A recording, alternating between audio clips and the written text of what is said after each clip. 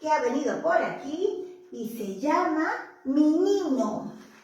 Mi amigo Minino ha venido también a enseñarnos su sonido. A ver, ¿cómo hará mi amigo el gato? A ver, miau, miau, miau.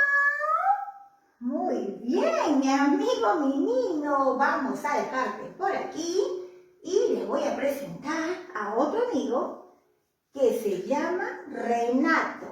Renato es el pato. Aquí está mi amigo Renato.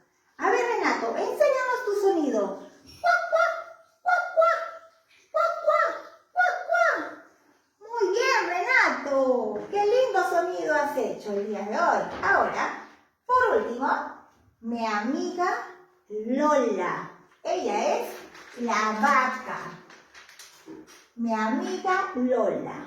A ver, ¿cómo hará mi amiga la vaquita? A ver, chicos, todos repitan conmigo. Vamos. Mu, mu, mu. Muy bien, mi amiga Lola. Qué lindo sonido tienes. Muy bien, chicos. Hoy hemos aprendido 5 sonidos de nuestros 5 invitados que han venido el día de hoy.